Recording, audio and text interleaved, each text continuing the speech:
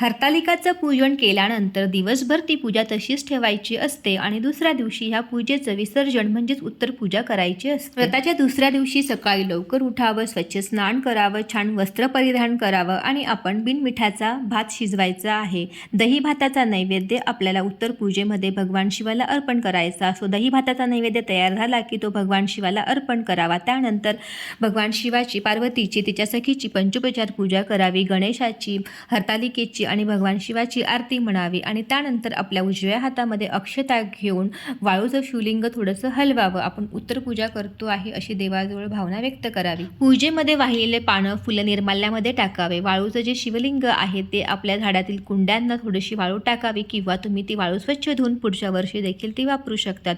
पूजेमध्ये जी 5 फळं ठेवलेली आहेत ती कुटुंबातील व्यक्तीने प्रसाद म्हणून खावीत। ओटीचं साहित्य आणि सौभाग्याचे अलंकार एखाद्या सौभाग्यवती स्त्रीला दान करावे।